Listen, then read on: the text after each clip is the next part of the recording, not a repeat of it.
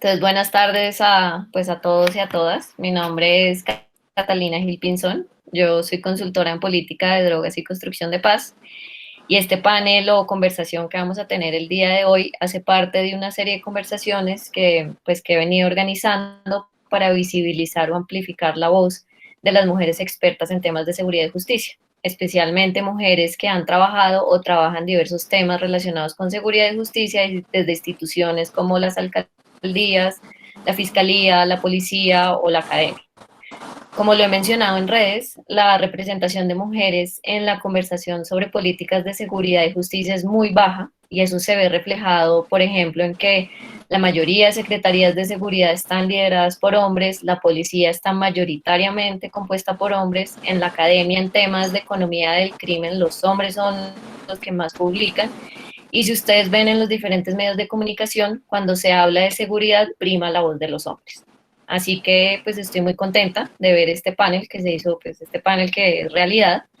Muchas personas cuando vieron pues el título del panel pensaron que íbamos a hablar solo sobre el enfoque de género y seguridad o violencia contra las mujeres, pero no es así. El objetivo de este panel es conversar sobre la situación de seguridad de Cali. Entonces, para hoy, para tener esta conversación, me acompañan Caterine Aguirre. Ella es investigadora del Instituto Igarapé, es un instituto brasilero muy reconocido en temas de seguridad y desarrollo, y también es líder de la Red Latinoamericana de Mujeres Expertas en Seguridad y Defensa, que es AMASUR. Así que, hola Caterine. Rocío Gutiérrez Eli, ella es directora de proyectos de la Fundación CIDOC y es experta en prevención social de la violencia. Hola Rocío. Carolina Hola, Nieto, investigadora en temas de seguridad ciudadana de la Oficina de Naciones Unidas contra la Droga y el Delito. Hola Carolina. Y María del Pilar Castillo es doctora en economía con experiencia en temas de violencia urbana con énfasis en población juvenil en Cali y actualmente hace parte de una investigación sobre jóvenes vulnerables, hombres y mujeres, en contextos de violencia para América Latina. Así que, hola María del Pilar. hola. Muchas gracias a las cuatro por aceptar esta invitación y gracias a la Universidad del Valle por aceptar ser nuestra plataforma. Para las personas que nos están viendo, vamos a tener dos rondas de preguntas y al final vamos a dejar un espacio para que ustedes puedan hacer las preguntas por chat, que las escriban. Yo pues les aviso cuando ya estemos cerca de ese momento. Entonces, para esta primera, dime, ¿alguien habló? Ah, perdón, pensé que alguien había hablado. Eh, para esta primera ronda de preguntas quisiera empezar con Caterine y te quiero como pues preguntar lo siguiente. Nosotros pues venimos oyendo o leyendo noticias sobre hurtos, homicidios y especial pues en Cali y especialmente lo que pasó en Llano Verde alarmó al país y parece que eso creó como una percepción de que algo está pasando en Cali y que la situación de inseguridad y violencia se intensificó. Entonces yo hago una comparación un poco con lo que pasa a nivel nacional, cuando se oyen voces que dicen, volvió la violencia, estamos peor, y quisiera saber tu opinión sobre si la situación de Cali, pues consideras que de verdad está peor, si Cali siempre ha sido así, y pues qué de particular tiene Cali. Listo, Catalina. Antes que todo, pues yo quería partir por agradecerte profundamente por hacer la convocatoria y la invitación para este panel. Y aquí tengo que decir que la preocupación de esa limitada participación de mujeres en temas de seguridad es algo que me ha preocupado y de ahí es donde yo quiero contar que este panel es como una gran celebración del primer año de Amasuru, que es la Red Latinoamericana de Mujeres en Seguridad y Defensa, que tuvo su germen, su inicio aquí en la ciudad de Cali. Si alguna de las mujeres que está aquí en el chat puede ver, yo inicié exactamente hace un año empezando a tratar de hacer ese mapeo de mujeres de seguridad y esto alcanzó un nivel latinoamericano. Entonces es de verdad mostrar que las mujeres sí tenemos un montón de cosas que decir y que no solamente estamos para hablar de violencia contra las mujeres. Y lo poderoso de este panel es poder mostrar que sí están todas estas mujeres que conocen el territorio, conocen la teoría y conocen la historia y que tienen un montón de cosas que decir a pesar de esa exclusión en la que siempre hemos estado enmarcadas.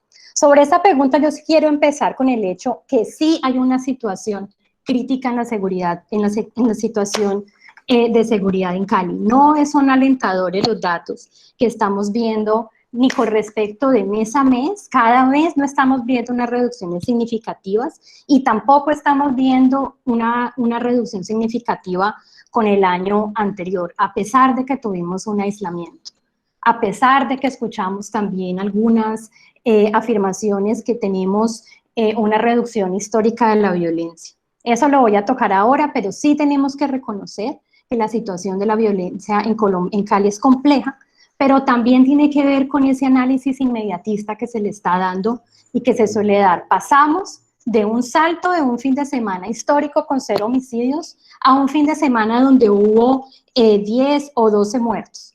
Y esa ausencia de comprensión de las dinámicas, esa ausencia de respuesta es la que también genera esa zozobra y esa necesidad de entender en realmente qué es lo que pasa y qué se está haciendo. Pero para salir de un poco de ese análisis un poco inmediato, quiero enmarcar a la ciudad de Cali en términos de las generalidades, en términos de qué se parece a una ciudad latinoamericana y las particularidades que pueden explicar que Cali aún tenga unas tasas de violencia altas y que no permitan bajar.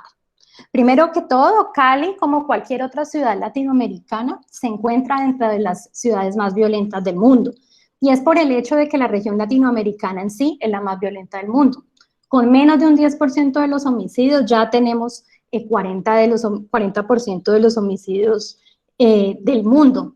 Y aquí nos parecemos entonces a una multiplicidad de ciudades mexicanas, centroamericanas, venezolanas, brasileras, todas ciudades que crecieron rápida y desorganizadamente, lo cual se manifiesta principalmente en unas desigualdades urbanas, donde hay unos territorios aislados, con bajo acceso al transporte, con una separación del espacio urbano, del empleo, sin espacio público y también con una desigualdad en el acceso de la seguridad y justicia, así como otras características muy generales de ciudades latinoamericanas de altísimas tasas de desempleo, principalmente juveniles, limitado acceso a la educación y estar inmersas en unas complejidades de crimen organizado profundas. Pero aquí lo que yo quiero resaltar es que Cali no es única, es que esta es una característica muy común y de aquí tenemos un montón que aprender para las otras ciudades latinoamericanas. Pero no todo es gris. Las ciudades latinoamericanas también demuestran que la violencia se puede bajar. Y Latinoamérica justo estuvo en el centro de aquella transformación de un enfoque de mano dura, muy de las características de las dictaduras y de los conflictos armados centroamericanos, a un enfoque de seguridad ciudadana. Tenemos ciudades que siempre están en la referencia, como Ciudad Juárez, San Pedro Sula, San Pablo, Río, Bogotá, Medellín, Cali, que lograron reducir la violencia y somos referencia a nivel mundial. Y para los que están aquí, yo sí quiero resaltar y recalcar que Cali es una ciudad referencia a nivel mundial porque fue una de las primeras que mostró liderazgo local para poder hacer intervenciones de seguridad y desarrollo a partir de ese apoyo a la seguridad ciudadana que hicieron las entidades multilaterales como el BID, como el Banco Mundial, el PNUD, y aquel enfoque de tratar la violencia como un tema de salud pública. Entonces, Cali no es cualquier ciudad en Latinoamérica en este tema, es un referente y seguimos bajando. Y reconocer que bajamos de una tasa de 120 por allá a inicios de los 90 a 45 ahora en este momento es impresionante y hay que reconocerlo. Sin embargo, entender esta situación histórica no excluye el reconocer la gravísima situación de violencia actual, donde, como decía, las reducciones con respecto a mes son muy limitadas y no es muy alentador la comparación con el año anterior. Y aquí es donde es muy necesario hacer un ejercicio honesto que implique comprender, y estoy segura que las compañeras a continuación van a abordar de una manera más profunda aquellas particularidades regionales de Cali como la región en el Pacífico, políticas asociadas a los impactos del conflicto armado particulares en Cali, del desplazamiento armado, del gasto en seguridad, que es muy limitado en Cali, de la composición demográfica y del entendimiento que se tiene de lo que ha funcionado y lo que no ha funcionado para reducir la violencia.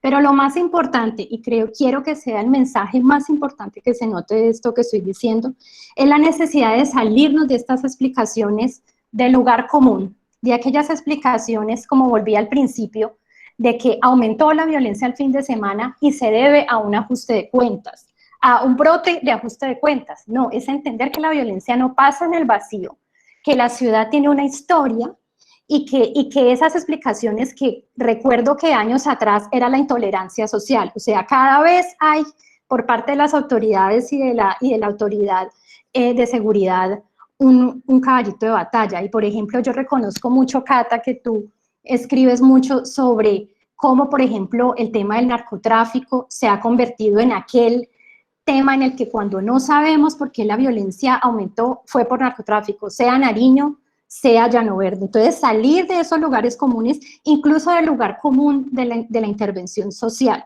Y el caso de Llano Verde, y en discusiones que he tenido con personas acá que me han enseñado un montón, está, por ejemplo, en reconocer que Llano Verde, con la dinámica tan compleja, es uno de los barrios con la dotación más importante en educación y en salud. Entonces, no hay una explicación única y hay una complejidad muy grande, y Cali está inmersa en una historia muy larga. Reconocer que la historia, que los homicidios bajaron, no exime de tratar de entender qué es lo que está pasando, y por eso me emociona un montón escuchar a las compañeras a continuación, que van a profundizar mucho en esos factores particulares. Perdón, estaba muteada. Muchas gracias, Caterine. Y si quisiera atar con lo que dices de cuando pasan estos hechos, no, pues siempre escuchamos que las causas es como lo que acabas de decir, el ajuste de cuentas, esto es culpa del microtráfico. Y sí, ahora me gustaría preguntarle a Carolina, teniendo en cuenta el cierre de Catherine, cómo empezar a profundizar algunos temas. Ustedes, como Naciones Unidas contra la Droga y el Delito, llevaron a cabo una auditoría con fondos independientes. Esto me parece importante, pues, que lo tengamos en cuenta, que empezó en el 2018, si no estoy mal, para fortalecer las capacidades de la administración local en temas de seguridad. Sé que tú estuviste por muchos barrios en Cali, en la Cali rural y en la Cali urbana, e identificaron algunos factores que favorecían la violencia en la ciudad. Entonces me gustaría si nos puedes contar un poco más de esto. Bueno, antes que nada quiero agradecer el espacio. Como decía Caterine, este es un espacio único y una oportunidad maravillosa para compartir estas experiencias en los temas de análisis de violencia y seguridad. Y también aprovechar la oportunidad para saludar al equipo de UNODC que hizo parte de esta investigación. Olga, Rubén, Diego, con los que recorrimos pues todas las comunas de Cali, todos los corregimientos, y también los equipos de la alcaldía que en su momento nos acompañaron pues en este ejercicio. Lo primero que yo tendría que decir, y en línea con lo que señala Caterine, es que básicamente comprender la violencia en la ciudad de Cali es entender que no es un fenómeno unicausal, ¿sí? Ni tampoco se manifiesta de forma unívoca en el territorio. Digamos que hay varios factores que pueden influir en las manifestaciones de violencia que se dan, y entenderlos y explicarlos pues nos permite comprender esa complejidad del fenómeno, ¿sí? Precisamente como ese discurso, digamos, narcotizado, si me permiten usar el término, de la violencia, nos evita omitir o nos omite factores como por ejemplo la violencia basada en género. Bien lo decía Caterine, nada más en estos 8 meses el homicidio de mujeres aumentó casi el 30% en la ciudad. Y responsabilizar a temas de ajustes de cuentas o narcotráfico, pues limita mucho el análisis en términos de violencia. En línea con eso, creo que también es importante señalar que la violencia vinculada al crimen organizado, porque claro, no toda la violencia es criminal, pero la violencia vinculada al crimen organizado también se manifiesta de forma diferente. Digamos que no todas las organizaciones criminales ejercen la violencia de la misma forma ni con la misma intensidad, ¿sí? Y eso tiene particularmente una relación con el comportamiento del homicidio, ¿sí? No todas las estructuras criminales ejercen una violencia homicida sistemática para el ejercicio de sus actividades ilícitas. Un ejemplo, los temas de explotación sexual comercial o el lavado de activos, claramente actividades vinculadas al crimen organizado, no recurren a la violencia de la misma forma como, por ejemplo, los mercados ilícitos de drogas. Entonces, ahí es clave. La primera hipótesis o la primera afirmación que nosotros podríamos hacer sobre la violencia es que no toda la violencia que hay en Cali es criminal, ni tampoco todo el crimen organizado en la ciudad utiliza la violencia de la misma forma y con la misma intensidad. Teniendo eso presente, nosotros en la investigación que realizamos creo que definimos 4 factores tal vez que pueden favorecer, más allá de explicar la violencia, porque como les digo, atarse, digamos, a una única explicación es limitado. 4 factores que básicamente favorecen que el impacto de la violencia sea mayor en el territorio y con eso que los niveles de victimización sean mayores, ¿sí? Estos 4 factores, pues claro, están abiertos a la discusión, pero es lo que nosotros vimos tanto en el trabajo urbano como rural. Y me parece muy importante que abramos las discusiones sobre esto, precisamente para superar, digamos, la narrativa del tema del narcotráfico y la violencia.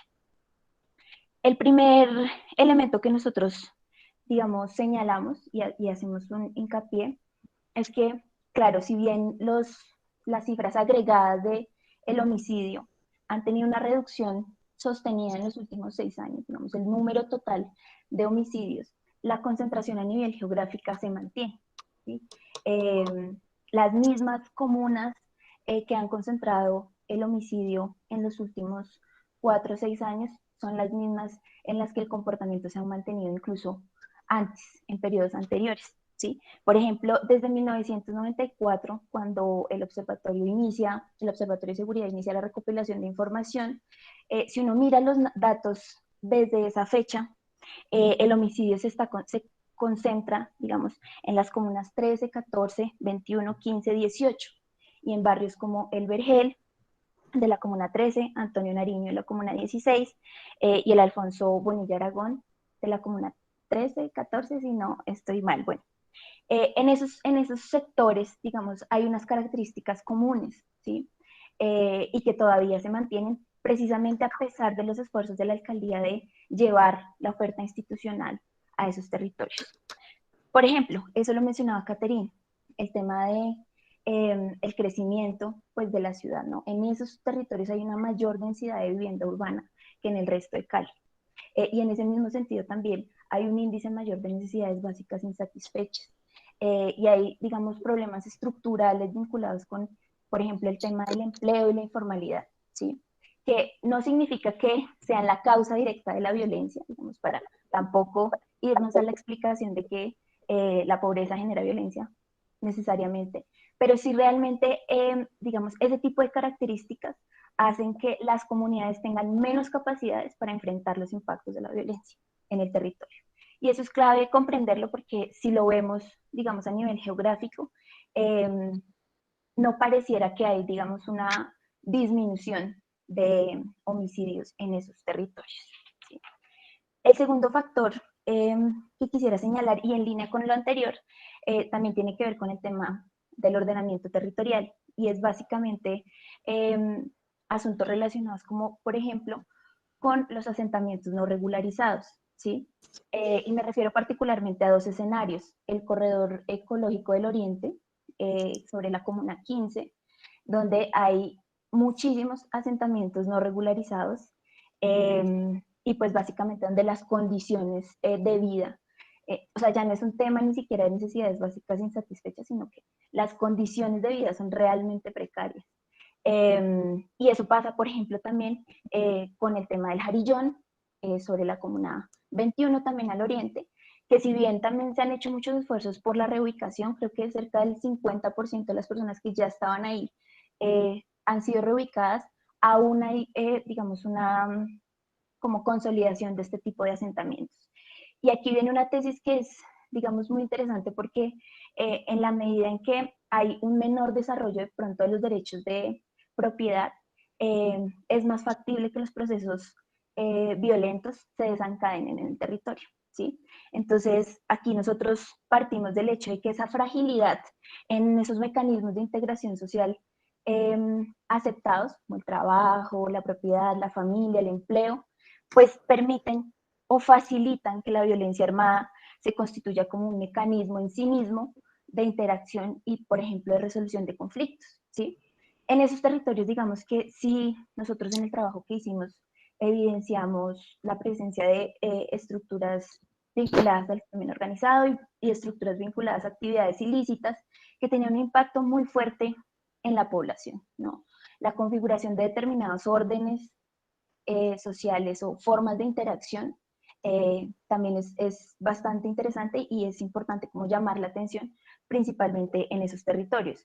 Además, porque allí también se ha recibido el impacto de dinámicas del nivel regional, como por ejemplo el desplazamiento forzado. Muchas familias desplazadas del Pacífico han tenido que llegar a ese tipo de asentamientos sin ningún tipo de seguridad en el sentido amplio de la palabra, es decir, sin salud, sin empleo, sin seguridad alimentaria, y eso digamos que ha favorecido mucho que pues las dificultades de acceso permitan que estas estructuras o estas actividades ilícitas se asienten allí. Carolina, yo perdón, solo para avisarte que te quedan como un minutico larguito o dos. Bueno, Para que te... voy rápido con el tercer punto, que creo que es muy importante porque, listo, la violencia se ha concentrado significativamente en el oriente y estadísticamente eso puede evidenciarse. Sin embargo, hay zonas en las que no, o pareciera que no hay, o no se les presta la atención que se necesita, principalmente en el centro de la ciudad, comunas como la 3, la 9, la 10. Por ejemplo, la 10 ha presentado una concentración de homicidios importante en este último año, que si bien, claro, no es estadísticamente comparativo con el oriente, pero sí concentra niveles de violencia importantes. Y allí hay fenómenos diferentes. Por ejemplo, el proyecto de Ciudad Paraíso. El proyecto de Ciudad Paraíso permitió, digamos, un poco la dispersión de determinados fenómenos en varios barrios de esa zona, ¿sí? Lo que es San Pascual, el Calvario, Sucre, incluso hasta Santa Elena, se han venido como viendo esos efectos de ese desplazamiento o de ese tipo de intervenciones, ¿sí? Ahí hay una problemática muy localizada relacionada con personas en situación de calle, consumo de sustancias psicoactivas y explotación sexual. Digamos que ahí hay también, además de un tema arraigado de hurto, y además comercialización, ¿no? de bienes hurtados. También, digamos, en esa zona hay otro tipo de violencia que no necesariamente es letal y está relacionado con esa tesis inicial. Por ejemplo, lo que se habla o lo que tiene que ver con extorsión y los cobros gota a gota, ¿sí? Que eso genera un impacto importante en el territorio y está más bien normalizado en determinados sectores. Y por último, ya para terminar, creo que hay que ponerle atención a la posición geográfica de Cali. Yo sé que eso normalmente tiende a ser un lugar común porque en muchos escenarios uno dice, sí, ese territorio tiene una posición geográfica estratégica, pero realmente Cali tiene, digamos, una conexión importante con el centro del país, con el puerto de Buenaventura. Y hay una tesis muy interesante sobre eso y es que Cali puede o funciona, digamos, como un conector de la microcriminalidad local y la macrocriminalidad transnacional. Y eso es importante tenerlo en cuenta porque los efectos de dinámicas, por ejemplo, relacionadas con el tráfico de armas, el tráfico de drogas, tienen impactos en la ciudad, ¿sí? Y hay otro tema ahí relacionado con esa posición geográfica, y es la situación de seguridad de la zona rural de Cali, que es importante decir que a veces no se menciona con la relevancia que se necesita. La zona rural de Cali, por ejemplo, los corregimientos de Villa Carmelo, Andes, Pichindé, pues están muy cerca del Parque Nacional Natural Farallones. Y hoy más que nunca podemos ver los conflictos relacionados con el uso de recursos naturales que se están materializando en ese tipo de zonas protegidas. Nosotros en el trabajo que hicimos con el equipo de la Subsecretaría de Territorios de Inclusión y Oportunidades, cuando íbamos a los corregimientos, se mencionaban conflictividades y tensiones asociadas a la explotación ilícita de minerales, a la tala ilegal de árboles, a la explotación de madera, incluso al uso, digamos, del recurso hídrico, generando también unas dinámicas importantes de violencia. Entonces, en esas zonas digamos, ese tipo de conflictos tienen mucha relación con la violencia. Nosotros hace un par de semanas vimos ya un líder ambiental asesinado en la zona rural de Cali, y no podríamos explicarlo a partir de las dinámicas urbanas de la ciudad. Tal vez en los corregimientos contiguos a la zona urbana, La Buitrera, Montebello, Navarro, que digamos podrían concentrar o arrastrar un poquito ese comportamiento de la violencia en la zona urbana, pero la comprensión de la zona rural es diferente. Entonces yo creo que esos 4 factores son importantes para considerar y abrir la discusión sobre la violencia en la ciudad. Carolina, una pregunta, ¿esa auditoría Sumo es un documento que no está público o sí? Pues sí está público, digamos, de hecho nosotros también lo publicamos físicamente, acá se los muestro. Ok, porque pues son muchos factores los que mencionas, ¿no? Para...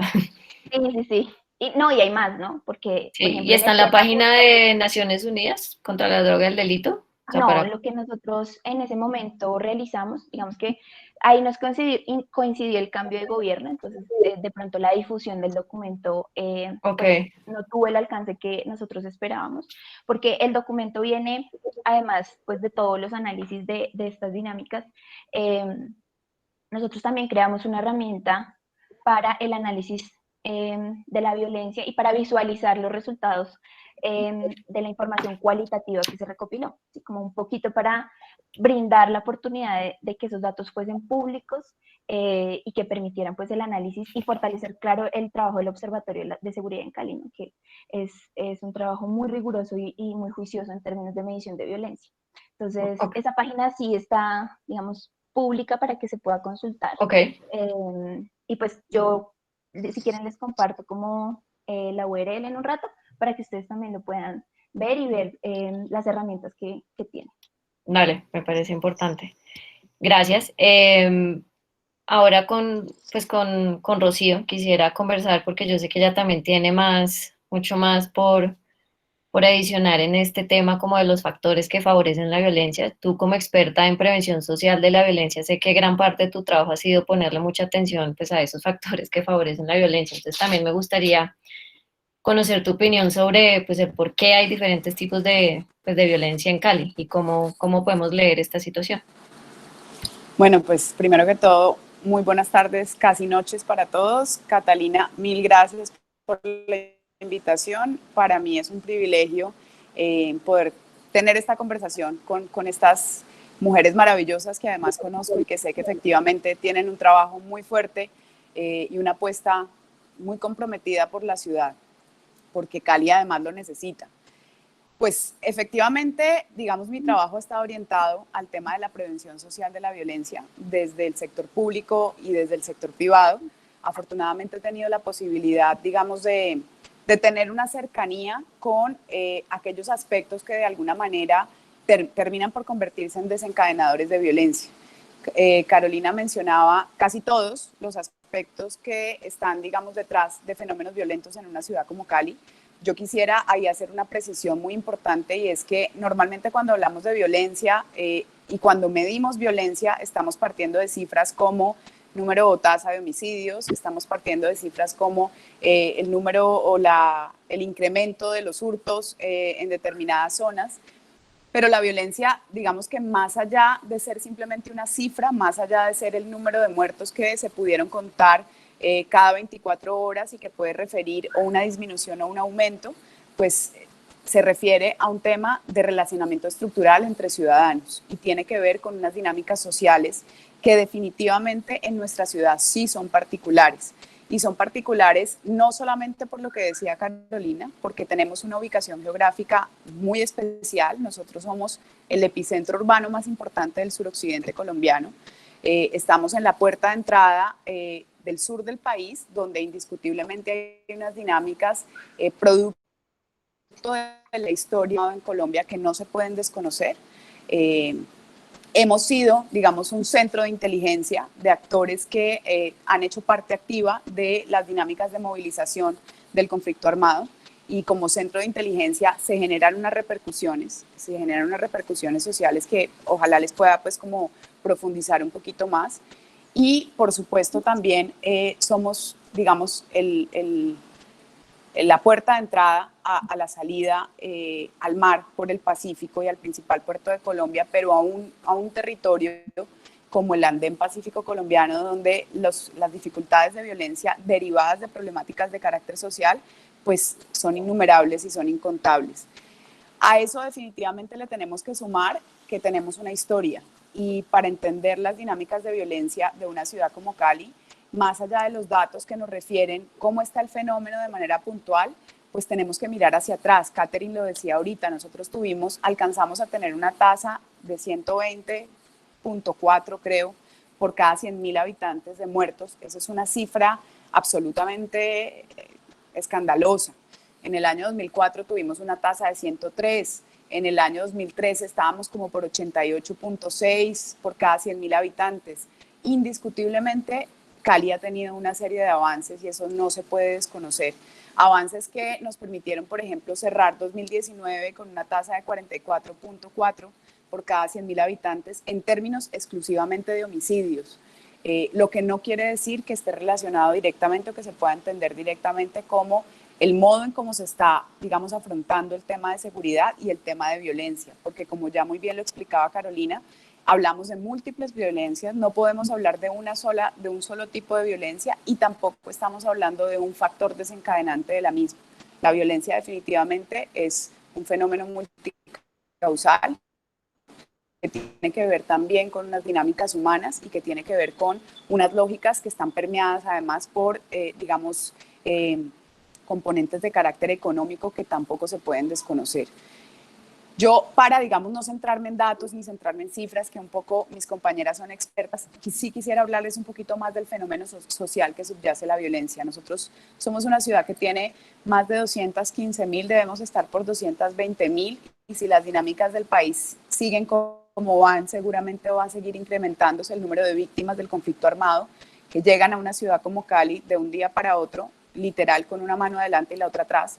En la mayoría de los casos, mujeres cabeza de familia que han perdido a sus esposos, que han perdido a sus parejas, que han perdido su centro familiar y que tienen que huir de algún territorio, un porcentaje muy importante del sur del país y del Pacífico colombiano, que es, digamos, la mayor concentración en términos de desplazamiento que se ubica en una ciudad como Cali. Pero no solamente cuando hablamos de víctimas hablamos de población que ha sido desplazada del conflicto, hablamos también de población que ha sufrido otro tipo de hechos victimizantes y que de por sí de entrada subyace un trauma. Y un trauma que se refleja en el modo además como se van construyendo las dinámicas de relación de las familias, no solo cuando llegan, sino en el mediano y en el largo plazo posterior a su llegada. Este es un fenómeno que no se puede desconocer porque es un fenómeno que implica que nosotros estamos reciclando y reciclando, digamos, aspectos vinculados con dolores muy profundos que ha generado el conflicto y que ha generado la guerra.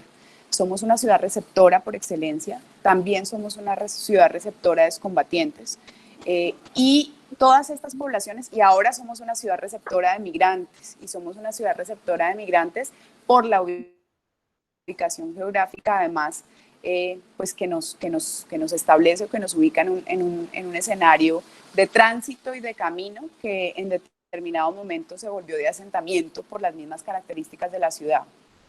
Allí solamente les estoy hablando de 3 tipos de poblaciones en condición de extrema vulnerabilidad, con condiciones muy precarias para poder subsistir, con una ausencia inmensa de oportunidades, porque si bien ya de por sí tenemos en nuestro país y en nuestra ciudad dificultades en materia de empleo, cuando se trata de una persona que proviene de un contexto distinto, cuando se trata de una persona que tiene, digamos, dificultades para acceder a sus certificaciones laborales, a sus certificaciones educativas, entre otras, pues el acceso a una oportunidad de empleo se hace mucho más, la brecha se hace mucho más grande. A eso, por supuesto, tenemos que sumarle que todas estas poblaciones, estamos hablando de poblaciones que en su mayoría, como lo decía Carolina, pues llegan a residir a los mismos territorios, razón por la cual, digamos, muchos de los factores más vulnerables de nuestra ciudad históricamente se han concentrado entre 11 y 17 barrios más o menos, ha sido como el mapeo que históricamente ha sido repetitivo. Son los territorios que acogen los mayores grados de vulnerabilidad, de ausencia de oportunidades, de carencia de condiciones básicas y mínimas vitales, de seguridad alimentaria, entre otros factores que están relacionados con la estabilización de la vida. Yo les puedo contar que el trabajo que yo he realizado a través de los años, que está siempre y ha estado siempre dirigido, digamos, al acompañamiento y a la atención de todas estas poblaciones, excombatientes, víctimas del conflicto, jóvenes en condición de alto riesgo, pandilleros. Les hablo de la razón o les hablo desde el conocimiento de por qué un joven termina en una ciudad como Santiago de Cali optando por acceder a un arma o conseguir un arma y simplemente tratar de conseguir la plata de la semana a través de un número determinado de hurtos. Rocío, Allí, para entonces, que sepas, te se queda como ubica... un minutico largo. ¿Cómo? Te queda como un minuto, larguito, pero un minuto. Ah, ok, casi. Vale, vale. Bueno, no. Básicamente, y en síntesis, y para no alargarme mucho, yo sí estoy absolutamente convencida que independientemente de que hay unos factores que están rodeando el crimen organizado, hay unos factores que están rodeando las dinámicas de ilegalidad de un país como Colombia, por supuesto el tema del microtráfico, el narcotráfico, entre otras, inciden. Nosotros somos una ciudad donde convergen una serie de factores de carácter social en materia de vulnerabilidad muy particulares y se conjuga o se articula con un antecedente histórico y una memoria que también ha facilitado, digamos, unas lógicas alrededor de que a través de la ilegalidad es posible subsistir. Y eso termina replicándose entre los niños y termina replicándose entre los jóvenes. Hace mucho más favorable y más posible que un niño y que un joven opten por un camino de ilegalidad que probablemente en otros contextos donde las dinámicas han sido menos dramáticas y menos drásticas. Y indiscutiblemente creo que en este momento pues se conjugaron una serie de factores, se conjuga, digamos, un momento de tránsito, se conjuga un momento donde se modifican algunos escenarios de acompañamiento y se conjuga pues una pandemia y una crisis mundial que afecta a la economía de todos los ciudadanos del planeta y digamos que se convierte también en generadores y alimentadores de que aquellos aspectos que nos están generando malestar se exacerben. Gracias, pues todas ustedes han nombrado, pues para que tengamos en cuenta desde, pues existen múltiples violencias, pero también digamos como mencionó Carolina, hay unas zonas donde pues la violencia está concentrada, la importancia también de entender la posición geográfica de Cali, hay temas también de ordenamiento territorial, en algunos casos necesidades básicas insatisfechas, también han comentado la necesidad de tener en cuenta la historia de violencia de Cali, y como mencionó Rocío, pues que es una ciudad receptora del desplazamiento interno, pero también de migrantes. Para cerrar esta primera tanda de preguntas, quisiera con María del Pilar hacer un zoom en algo que todavía no se ha mencionado y es los jóvenes. Hemos lastimosamente pues en Cali y en muchas ciudades latinoamericanas, los jóvenes son las principales víctimas y los principales victimarios de la violencia, digamos. Entonces me gustaría, pues teniendo en cuenta pues todo lo que, pues tu experiencia como qué sabemos de los jóvenes de Cali y pues quiénes son los jóvenes de Cali, a qué tipo de violencia están expuestas, en por qué participan en estas. Listo, bueno. Buenas tardes, quiero agradecer a Catalina y a Caterine porque me hizo la conexión, por la idea, por la invitación y por la organización de este panel, y a Santiago, ¿no? Por toda la logística, de la posibilidad de tener un espacio para hablar de seguridad en la ciudad, desde la seguridad de la casa, ¿no? Que nos da la virtualidad. También a los demás panelistas y a la audiencia virtual que nos escucha. Bueno, yo quiero comenzar diciendo que las discusiones públicas sobre inseguridad suelen tener como protagonistas a las clases medias y altas. Ellos son los que dominan el discurso sobre la violencia urbana y son los que más hablan del tema porque supuestamente serían los que más la sufren. Sin embargo, los que experimentan la victimización con mayor frecuencia son quienes están en lo más bajo del orden social y simbólico. Y es allí entre los jóvenes de sectores vulnerables donde está la población que en términos de indicadores de violencia concentran la mayor cantidad de homicidios y heridos graves, sin contar otras formas de violencia que padecen y que ya han hablado las otras panelistas. Ellos están ubicados principalmente en las comunas de Oriente y Ladera y en barrios muy específicos de esas zonas. Lo común es que estos habitantes de las periferias urbanas nunca se les suele escuchar hablar públicamente de la inseguridad. Estos son los jóvenes que están entre los 15 y 28 años, que son tanto víctimas como victimarios. Cuando se hace el zoom sobre cómo vive esta población vulnerable, nos damos cuenta de que ellos están expuestos a mayor número de factores de riesgo que de protección. Una serie de condiciones estructurales que ya ustedes han mencionado, definidos por bajos niveles educativos, familias segregadas, exposición temprana a la violencia pública, doméstica, sexual, a las drogas, y no es porque las drogas sean un problema en sí, porque la clase media también tiene acceso a las drogas, sino a los efectos que produce cuando se ha carecido de una buena alimentación desde niño, ¿sí? Todos estos factores los empujan a vivir y a desear estar bajo dinámicas y códigos establecidos por las pandillas, a las que ingresan como una forma de protección frente al medio hostil en el que les ha tocado vivir. Cuando se observan el mapa de ubicación de pandillas para Cali, nos encontramos sectores de jóvenes que no pueden moverse dentro de su barrio, y mucho menos salir de él, atrapados por la proliferación de pandillas que imponen fronteras y que ellos reproducen con un comportamiento similar. Cosas tan simples que nosotros no pensamos resolver, como en cómo ir al colegio, cómo ir a jugar fútbol, cómo ir al trabajo, cómo ir a visitar a una novia, se vuelve una situación y una decisión costosa y riesgosa para ellos. Cuando pensaba en los efectos de la imposición de la cuarentena, pensaba en ellos, pensaba en que de alguna forma cuando ellos cumplen 10 años, sobre todo los hombres, empiezan un proceso de encerramiento gradual en su propio barrio, porque ellos se vuelven visibles para quienes crean esas fronteras invisibles, para otras pandillas y para otras organizaciones criminales e ilegales que ven en ellos un ejército que puede ser fácilmente reclutado, instrumentalizado por sus mismas condiciones estructurales. Ahora bien, ¿qué viene pasando en la ciudad en este último tiempo? Pues un tipo de violencia en la ciudad que se ha mantenido relativamente estable a pesar, digamos, de las disminuciones importantes en los últimos años. Su estabilidad fue corroborada después de que las limitaciones a la movilidad se fueron relajando.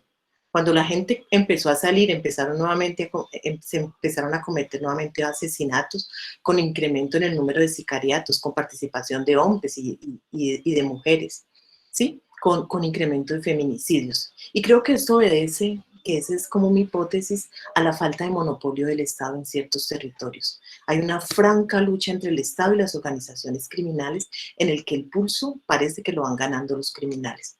En ese mismo sentido, creo importante que el Estado no debe perder el control de sus territorios y debe mantenerlo a través de la inversión social, porque tengo evidencia, por lo que, digamos, por las investigaciones, por lo que he trabajado, que a través de programas como TIP Jóvenes Sin Fronteras, TIOS y otros, el Estado hizo presencia y para mí ese es un factor clave.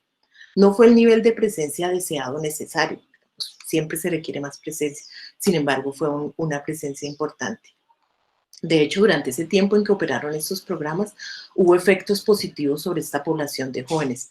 Más allá de los desaciertos o críticas que puedan tener este tipo de programas, en 4 años el homicidio por móvil pandillas tuvo una reducción de casi el 80%.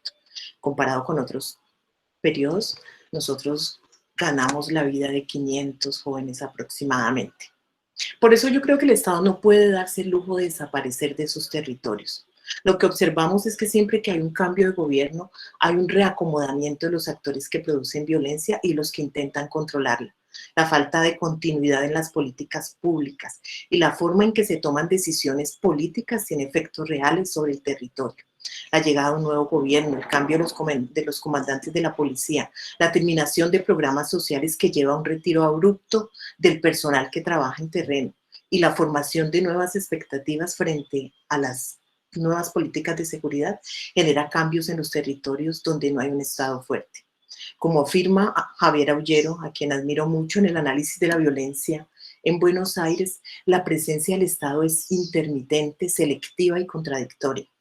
Para ponerlo en términos un poco más simples, no estoy hablando de abandono estatal, porque no hay abandono estatal en esos territorios, como bien decía Carolina, sino de conexiones, usualmente clandestinas, entre actores estatales y victimarios.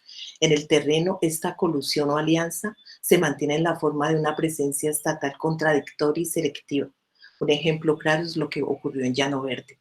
El poder y el control no está en manos del Estado, está en manos privadas. Nadie imagina que en Ciudad Jardín un grupo de adolescentes o niños entre al lago de la Babilla al mediodía y sean ejecutados. Es una situación con una probabilidad de ocurrencia casi cercana a cero.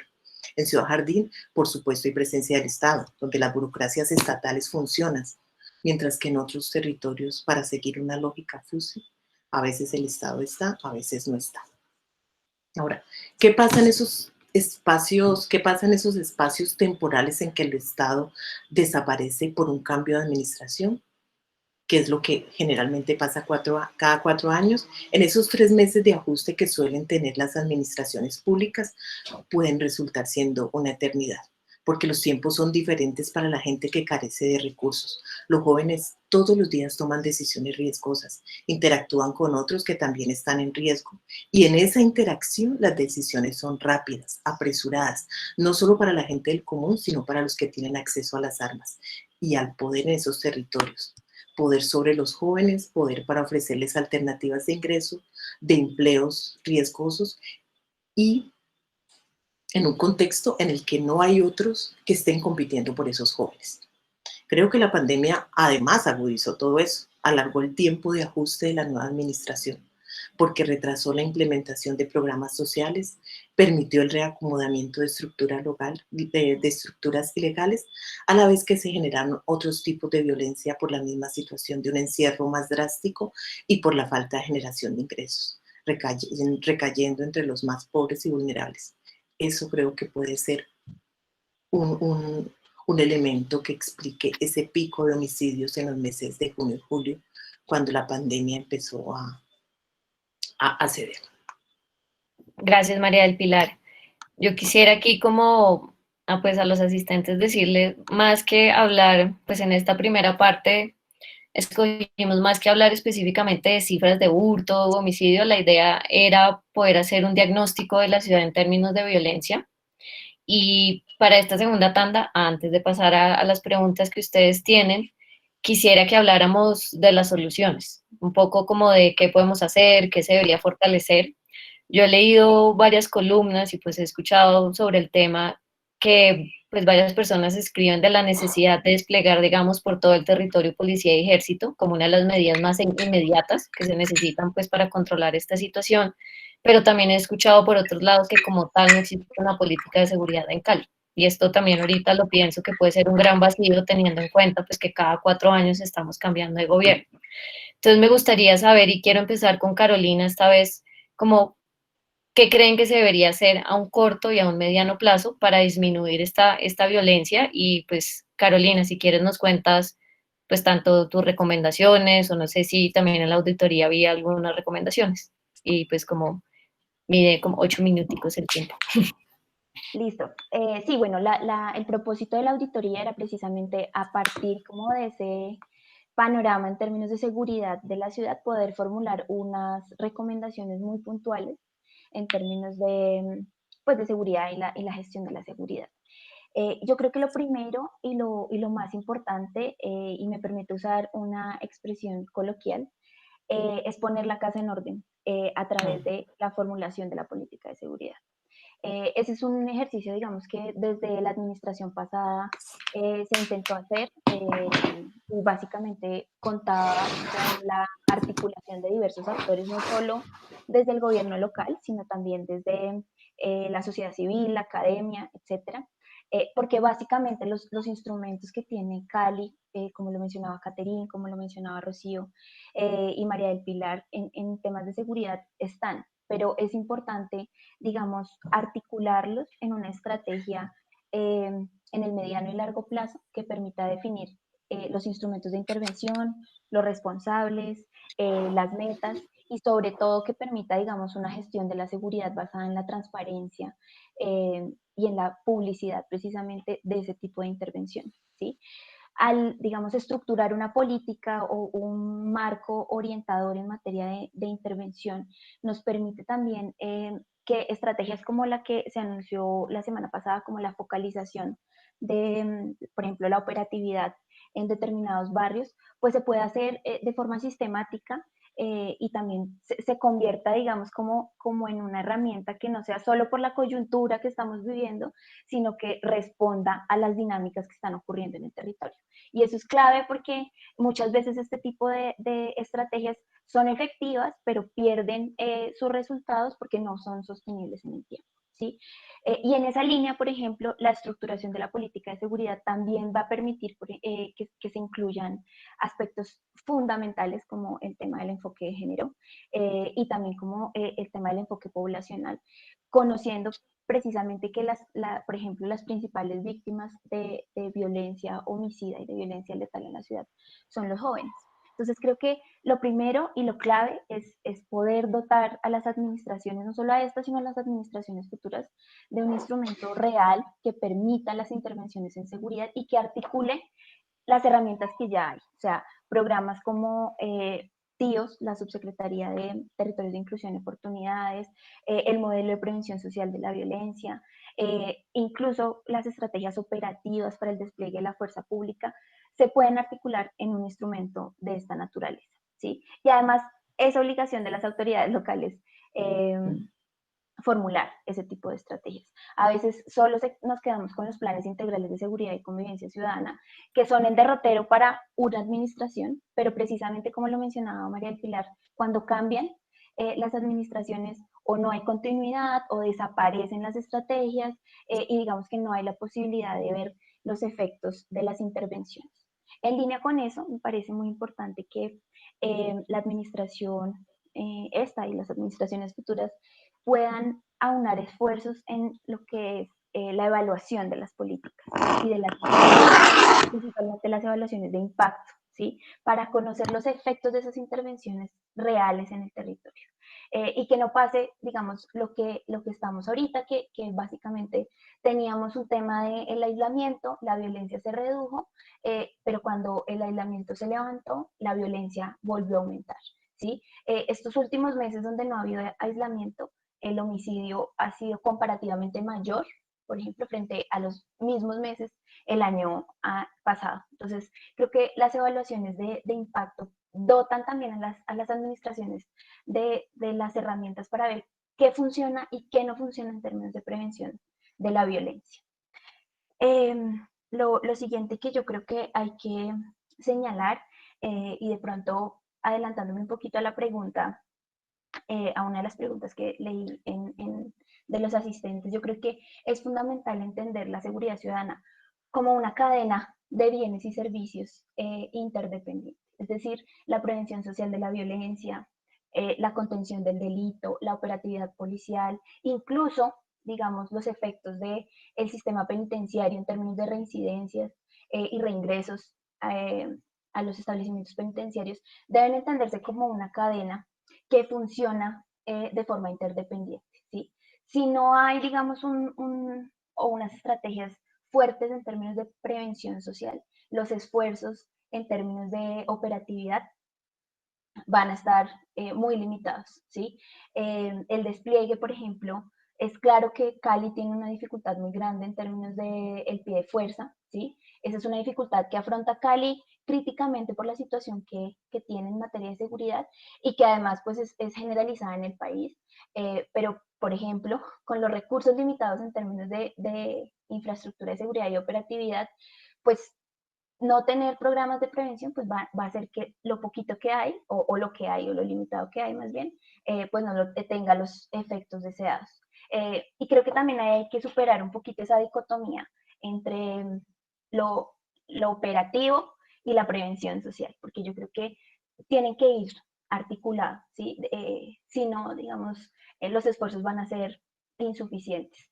Yo quiero también hacer como un llamado a que realmente hay estrategias, o en Cali se implementaron estrategias muy interesantes, sobre todo de priorización para la intervención social y que permitían precisamente fortalecer además la legitimidad en el nivel local, o sea, en el nivel territorial, en las comunas y en los barrios. Y creo que eso también es importante hacerlo y es importante fortalecer eso que ya se ha avanzado y no dejar, digamos, el trabajo adelantado que han tenido los últimos años en Cali en términos de reducción de violencia.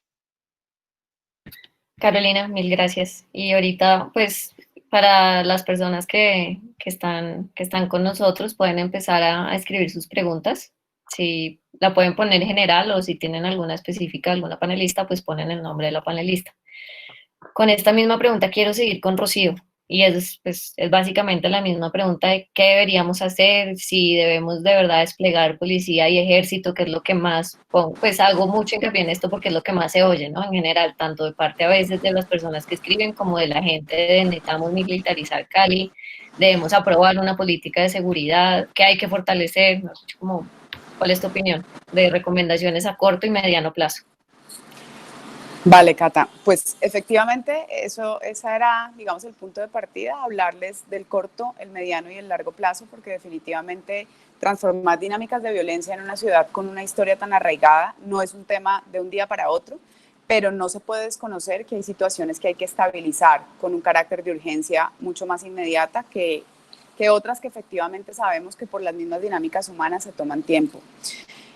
Básicamente yo, digamos, me sumo a lo que decía Carolina y quiero hacer énfasis en el tema de la articulación que debe existir entre todo el componente de, digamos, de fortalecimiento de la seguridad en materia de agencias de seguridad, en materia de pie de fuerza, en materia de organismos de seguridad que puedan, digamos, identificar factores específicos de criminalidad, intervenir factores específicos de criminalidad, haciendo además énfasis allí en que este aspecto debe ser un aspecto que debe ser revisado y debe ser muy transparente, porque indiscutiblemente en la medida en que los actores de seguridad en una ciudad como Cali, pues digamos, hagan su tarea, se pueden empezar a conquistar pequeñas y, digamos, inmediatas victorias alrededor de temas que están relacionados específicamente con la criminalidad o con temas de ilegalidad puntuales. Pero como gran parte de la violencia que se genera en una ciudad como Santiago de Cali no necesariamente está directamente relacionada a factores de grandes estructuras criminales o ilegales, sino que también está relacionada con ese joven que toma la opción de delinquir como parte de su proyecto de vida, con ese joven que decide, y se los digo porque los conozco, trabajo con ellos y trabajé con ellos mucho tiempo, necesito hacer el mercado de esta semana, me alcanza si me robo 2 celulares. Básicamente, en muchas ocasiones, de eso se tratan las dinámicas de vida en los jóvenes de los territorios y más cuando además, como muy bien lo explicaba María del Pilar, pues ahí está estas organizaciones territoriales denominadas pandillas y en otros lugares se llaman de otras formas, que también generan, digamos, unos cercos que limitan la posibilidad de que estas personas pues puedan empezar a ver la ciudad con una perspectiva distinta. Allí es donde entra el modelo de prevención social de violencia o la necesidad de constituir un modelo de prevención social de violencia, que se trabajó en Cali durante un buen tiempo, pero que efectivamente no tiene que ser, digamos, una copia calcada. Lo que sí es importante es recordar y reconocer que la violencia no se va a transformar si no hacemos cambios estructurales. Y los cambios estructurales están a largo plazo y están a corto plazo. ¿Cuál es un cambio a largo plazo? El fortalecimiento de la educación como, digamos, un derecho constitucional. Un cambio a largo plazo es la posibilidad de contar con programas estratégicos alrededor de la cultura y el arte para que nuestros niños y jóvenes de manera permanente y desde que nacen hasta, digamos, que culmina su adolescencia, tengan, digamos, una opción distinta y una alternativa distinta que les ofrezca, además, en alguna medida, la posibilidad de acceder a un oficio. Por supuesto, el fortalecimiento del tema de empleo. Esos son temas estructurales que pueden permear y que pueden reflejarse en el mediano y en el largo plazo en disminución de factores de violencia. Pero en el corto plazo hay que interrumpir la violencia y hay que intervenirla. Y hay que interrumpirla e intervenirla llegando precisamente a esas poblaciones que son las generadoras, pero también las afectadas, que son las víctimas y que también son los victimarios, y realizar procesos de tránsito. Yo aquí quiero dejar un concepto que creo que para mí es, desde la experiencia que he tenido, central y tiene que ver con empezar a hacer una transición y que el Estado empiece a relacionarse de una manera distinta con las posibilidades de una justicia restaurativa. nosotros hemos identificado como definitivamente los procesos restaurativos son mucho más resocializadores que los procesos punitivos. Las estadísticas lo dicen, no hay ni siquiera que inventárselo. De cada 100 personas que salen de una cárcel en Colombia, 90 vuelven a delinquir, mientras que de cada 100 personas que hacen parte de procesos integrales de acompañamiento social, 90 permanecen en la legalidad y 90 transforman sus proyectos de vida. Entonces, creo que una apuesta estratégica y central sí o sí tiene que ser empezar a concebir la generación de segundas oportunidades y la generación de apuestas por la reconstrucción de proyectos de vida desde una lógica restaurativa. Y esa lógica restaurativa tiene que involucrar a las autoridades y tiene que involucrar, por ejemplo, en este caso a la policía. Estamos en un momento donde el tema con la policía a nivel nacional nos está generando un llamado, nos está generando una reflexión, pero Cali ha tenido experiencias muy exitosas. María del Pilar lo mencionó a través del proyecto TIPS, Jóvenes sin Frontera, que era un proyecto dirigido al tratamiento integral de pandillas y que hacía parte del modelo de prevención social de violencia, que tenía toda una ruta integral, donde se hizo un experimento muy interesante y donde se acompañó para la transformación del relacionamiento del policía como figura de autoridad en cada uno de los territorios y acercándose a los jóvenes de una manera distinta, acercándose a los jóvenes a través precisamente del establecimiento de un vínculo de confianza que les permitiera conocer a la autoridad desde la lógica del respeto y no desde la lógica del miedo. Y efectivamente ese proceso permitió, junto con la ruta completa, la disminución de más del 57% del porcentaje de homicidios que había, digamos, en jóvenes basados en estas dinámicas o vinculados con estas dinámicas de violencia.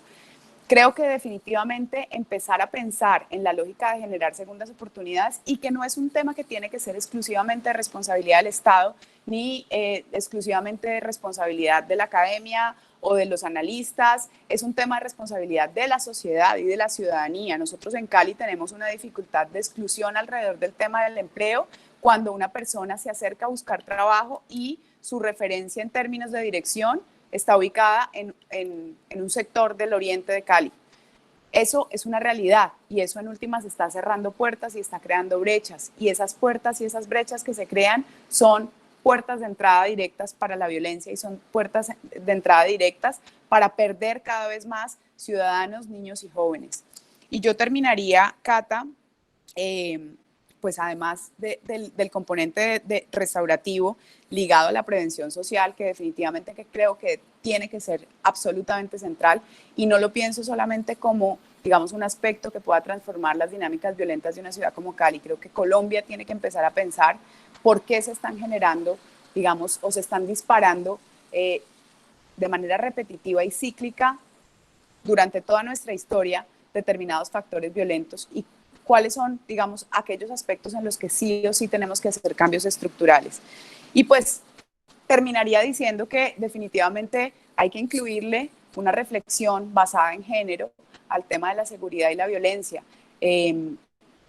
Necesitamos la voz de las mujeres y necesitamos la voz de las mujeres no solamente porque hay una violencia diferencial que nos afecta de manera particular, sino porque tenemos muchísimo que aportar, porque somos expertas en temas de acompañamiento social, de estabilización de fenómenos sociales, venimos trabajando en temas de economía desde hace mucho tiempo, es decir, hay muchísimas mujeres que seguramente tienen una visión que si tuviera voz, si tuviera, digamos, un escenario permanente de participación, seguramente los procesos serían mucho más nutridos. Y creo que pues agradezco la invitación a permitirnos compartir este espacio. Yo particularmente tengo la experiencia de haber estado trabajando en temas de seguridad ciudadana desde una lógica más de paz que de seguridad punitiva, pero digamos que todos mis colegas o todos quienes estaban alrededor mío eran hombres, siempre fueron hombres, y eso hace a veces mucho más difícil ciertos diálogos y eso hace a veces mucho más difíciles ciertas reflexiones y ciertos análisis, y a veces parecería que la lógica femenina entonces es maternalista o es paternalista, pero definitivamente hay una visión que no se puede desconocer y que nos permitiría, y lo han mostrado las experiencias de otros lugares del mundo donde hay, digamos, procesos de transformación y donde hay procesos de consolidación de políticas y estables alrededor de la seguridad y alrededor de la convivencia, que la voz de las mujeres no se puede desconocer. Creo que lo dejaría allí. Gracias, Rocío. Y obviamente estoy muy de acuerdo con eso último que dices y pues es lo que inspira a seguir haciendo este tipo de, pues, de conversatorios. Quisiera pasar con María del Pilar y es la misma pregunta un poco, como qué hacer a corto o mediano plazo y de pronto en tu caso especialmente pues centrándonos en jóvenes, en los jóvenes vulnerables de Cali. Bueno, yo estaría un poco de acuerdo con lo que plantea Rocío. Yo creo que una política que apunte a un modelo de prevención social de la violencia, yo creo que es fundamental en esta situación. No voy a hablar mucho digamos, lo que siempre, digamos, la medida que siempre está bajo la manga, ¿no? La militarización. Es una medida que puedo yo no estar de acuerdo con eso, sí, puedo debatir sus efectos, pero bueno, es una medida que los gobiernos, las administraciones la usan cuando se ven perdidos. Pero digamos, yo creo que hay que pensarse más las soluciones a mediano plazo y a largo plazo. Yo creo que una política pública pensada en jóvenes, creo que esta administración está pensando en esa dirección. Y también hay algo que me gusta, digamos, el programa de gobierno es un programa bastante ambicioso, el programa de la actual administración, pero hay cosas que uno puede como rescatar y que uno dice, bueno, son viables y los efectos que tienen sobre la población joven pueden ser bastante positivos, ¿sí? Como es la creación de la Universidad de Oriente. A mí eso me suena, me parece una idea novedosa, me parece una idea que tendría implicaciones a nivel estructural, es decir, es cambiar las condiciones de estos jóvenes, las condiciones estructurales de violencia, de mala educación, y eso puede aumentar, puede disminuir, perdón, la desigualdad en el largo plazo. Los jóvenes, yo creo que de Oriente y de Ladera merecen tener una universidad pública y la ubicación en el Oriente sería una señal fuerte de inclusión. Para mí es una señal fuerte de que ellos pertenecen a esta ciudad, ¿sí? Otro elemento que yo diría que sería, que lo podría incluso enmarcar como en una medida a corto plazo, yo creo que es fundamental, es la prohibición de armas. Aquí el Estado es el que debe mantener el monopolio de las armas. Y esa es una negociación que se debe hacer urgente con la tercera brigada, ¿sí? Ellos son los que dan los permisos, ellos son los que deciden quiénes son los de bien que pueden tener armas, ¿sí? Yo creo que las armas no pueden estar en manos de los civiles.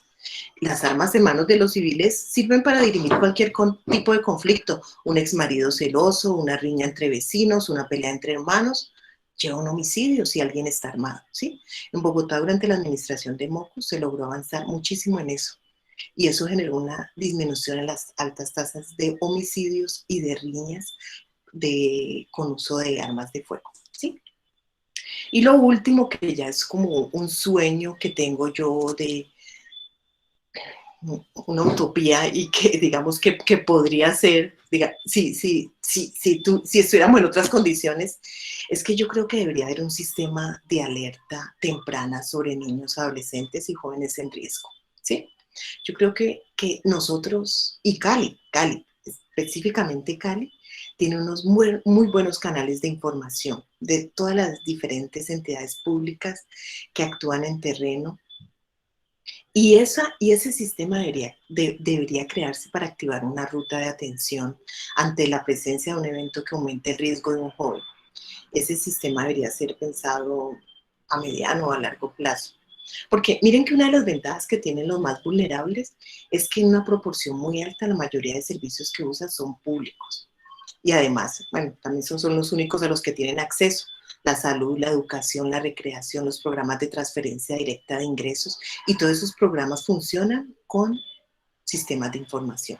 Imagínense en un cuadro como el siguiente, una joven de 15 años sin terminar secundaria, embarazada, que vive en un barrio estrato 1, sin compañero, o con un compañero menor de edad, sin trabajo, o con un compañero consumidor, ¿sí? Viene de una familia uniparental, debería generar algún tipo de alerta sobre ella y sobre ese niño que van a hacer.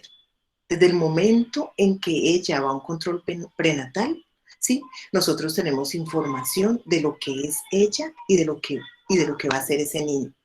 Obviamente, la literatura nos dice, por los antecedentes de los padres ya se sabe que el niño va a nacer con un riesgo alto y con una alta probabilidad de que ese riesgo, en vez de disminuir, crezca. Imagínense ahora un niño de 5 años que a su padre lo han asesinado o que ha experimentado un episodio de violencia indirecta con hermanos consumidores, con una madre sin educación. También debería generar una alerta. Por supuesto, esas alertas tendrían diferentes tipos de intervención, diferentes formas de ser tratadas, pero en todo caso estarían previniendo al joven o a la joven o al niño de un resultado catastrófico, de tratar de mejorar su situación a través del uso de la fuerza en el futuro, que puede resultar siendo otra forma de violencia. Pensemos en los niños de Llano Verde. Hagamos una reflexión acerca de que este crimen habría podido ser evitado, o muchos otros que ocurren a diario, si un sistema de alertas existiera, ¿sí? Déjenme contarle una experiencia personal que tengo. Mi papá murió hace 2 meses, ¿sí?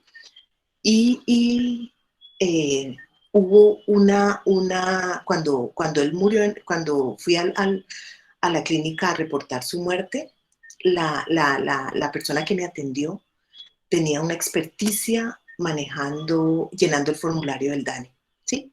El acta de defunción salió, el certificado de defunción, es una información que va para el DANE.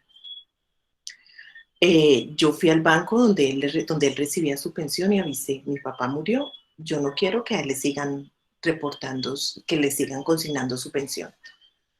Pues exactamente a los 15 días, mi papá le consignaron su pensión. Llamé a FOPEP, llamé a la alcaldía, le escribí unos 4 o 5 correos y el segundo mes, en agosto, mi papá volvió a recibir pensión.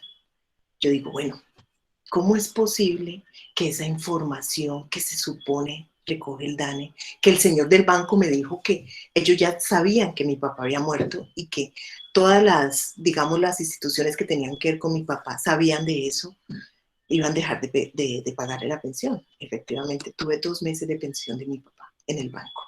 Entonces, ahí es cuando uno se pregunta, bueno, ¿la información para qué sirve? ¿Para qué sirve la información? Esos son recursos públicos. Mi papá era un empleado público. ¿Se pierden? Digamos, ¿de qué sirve para el DANE tener el dato de defunción cuando esa información no es usada para nada, ni siquiera para un buen uso de los recursos públicos? Entonces, pienso en el sistema de alerta y sueño con eso, con esa posibilidad de que podamos tener, no son muchos, realmente no son muchos los jóvenes que están en una situación de riesgo, si uno lo cuenta en términos estadísticos, pero nosotros, el Estado sí podría hacer eso. Y yo vuelvo y reclamo que el Estado, como dice Ollero, tiene una presencia intermitente, contradictoria, que no significa abandono estatal, pero que no funciona, es que no funciona, ¿sí? Yo lo dejo ahí, ¿vale? Gracias.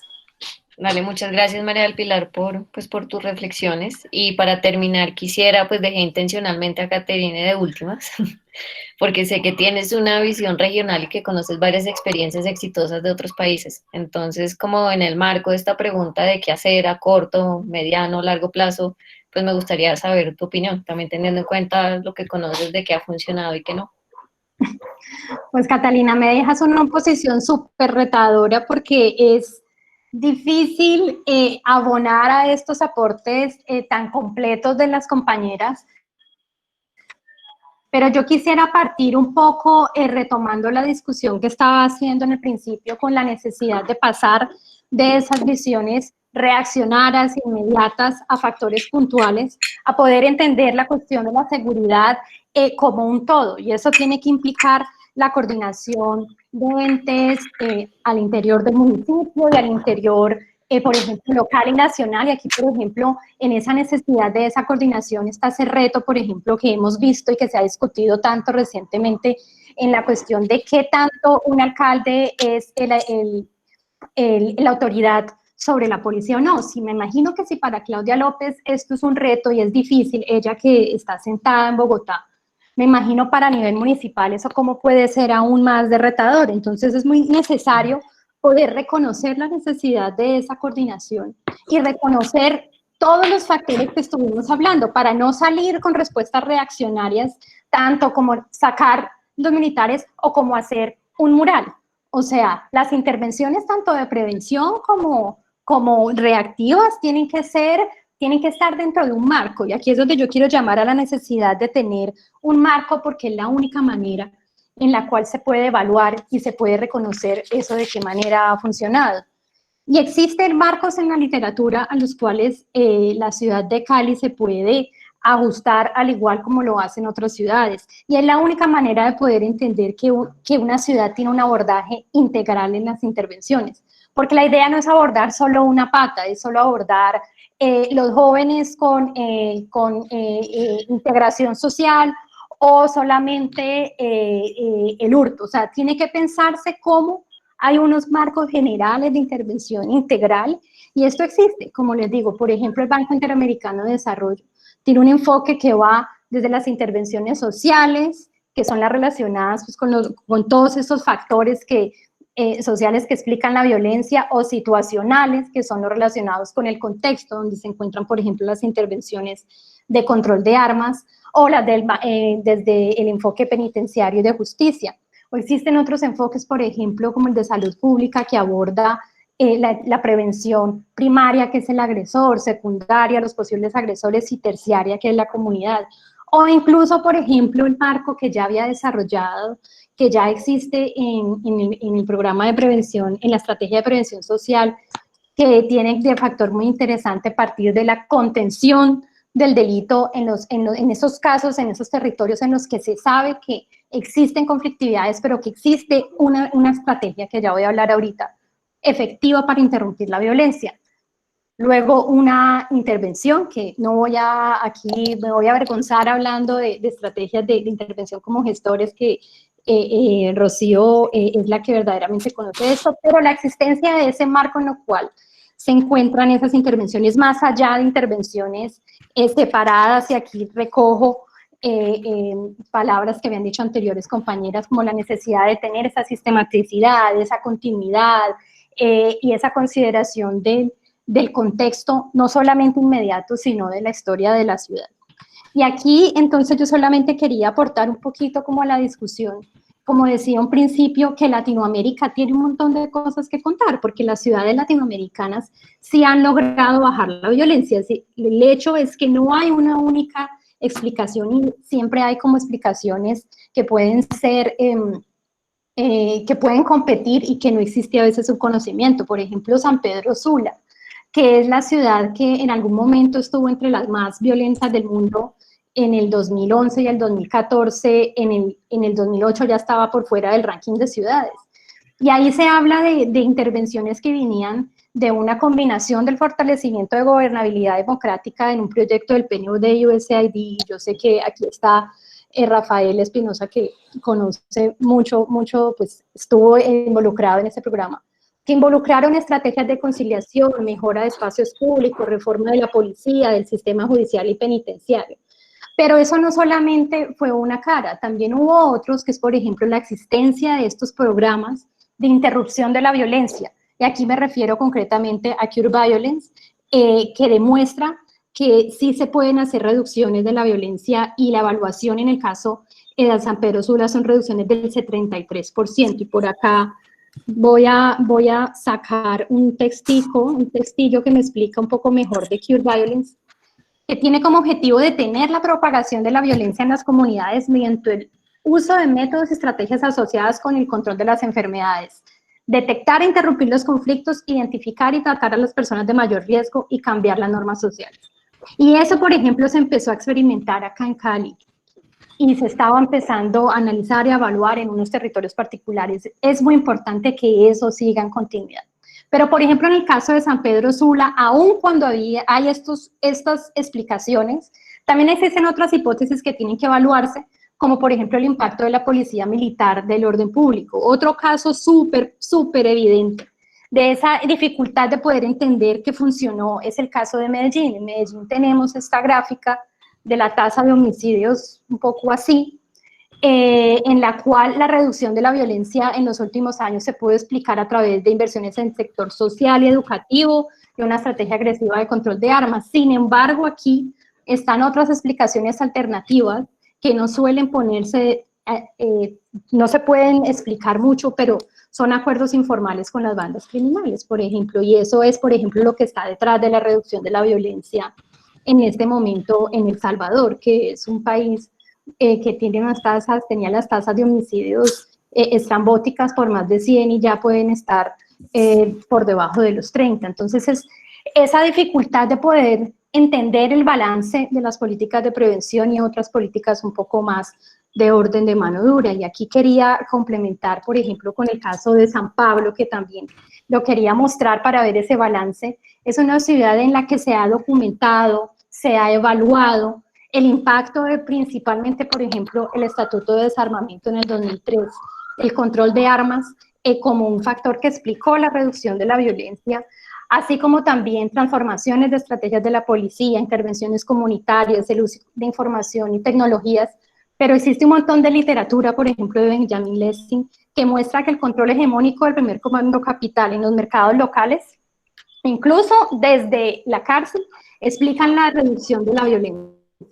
Entonces es súper complejo, pero lo que quiero decir es que sí existe, por ejemplo, un cuerpo teórico, un cuerpo empírico latinoamericano. No es criminología traída ni de Europa ni de Estados Unidos. Latinoamérica es una región súper rica que ha demostrado que es posible bajar la violencia, pero que también no podemos ser tan inocentes para decir es que todo bajó por control de armas, sino que existen un montón de factores y por eso la necesidad de tener esa visión integral, honesta, de qué son los factores que están detrás de la violencia, y que si fuese aplicado acá en la ciudad de Cali podríamos entender en qué medida la violencia puede bajar de manera sostenida en el largo plazo. Entonces con eso quería cerrar y muchas gracias. No, gracias a las cuatro y yo voy a leer, hay algunas preguntas que ustedes ya han respondido pues en sus intervenciones.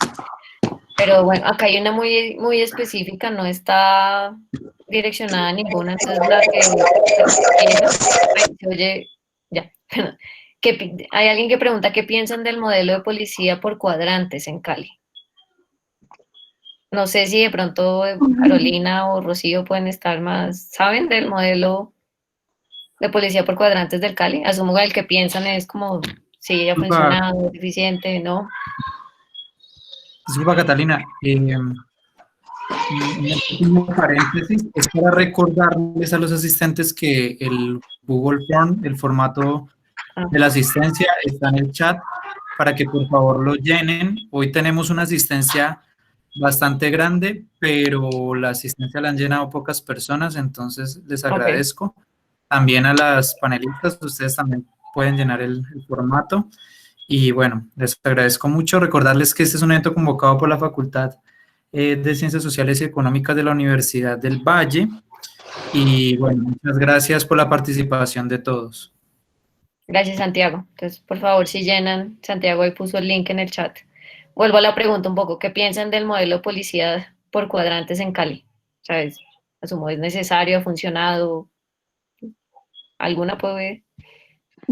Pues si quieren, yo doy así como un comentario muy general, ¿no? Porque pues el modelo de cuadrantes opera pues en todo el país y pues responde a unas dinámicas muy particulares en el nivel territorial. Pero yo creo que más allá de abrir la discusión sobre el modelo actual de cuadrantes, hay que enfocarla sobre el modelo de vigilancia, el nuevo modelo de vigilancia que plantea la Política Nacional de Seguridad y Convivencia Ciudadana. Digamos que en ese escenario habría la posibilidad de hacer un tránsito de ese modelo de cuadrantes, que digamos la efectividad estaría determinada más por los índices de homicidio o la afectación de homicidio y otros delitos en los territorios.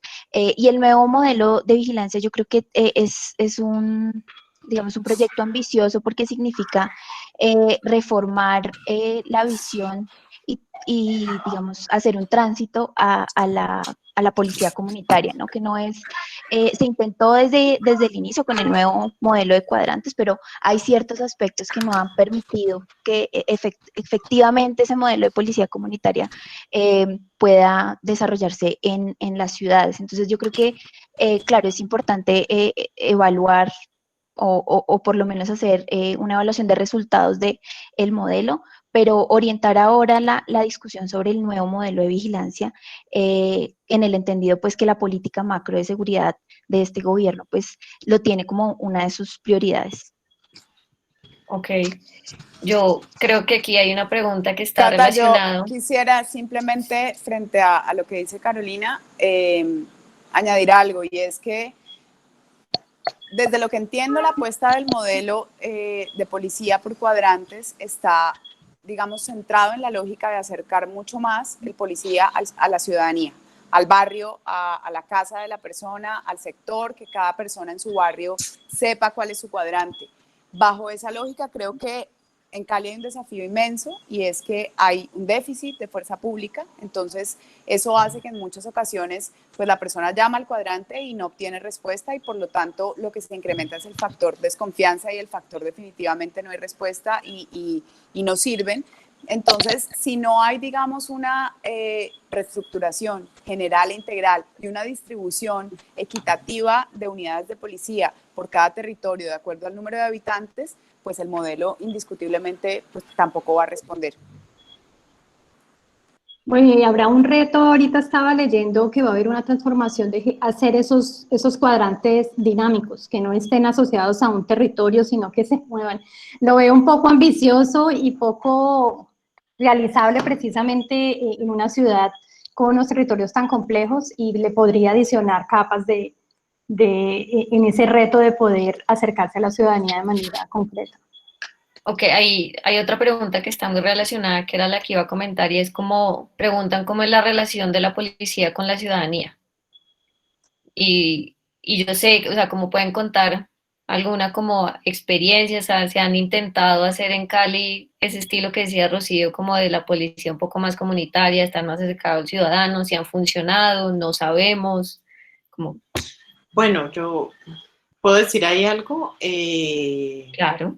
Sí, digamos, la experiencia que yo he tenido en el programa TIP Jóvenes Sin Fronteras fue trabajar de la mano con la policía comunitaria, ¿no? Que es diferente a la policía judicial o a la policía de cuadrantes, ¿no? Que es una policía un poco más de choque, la de cuadrantes.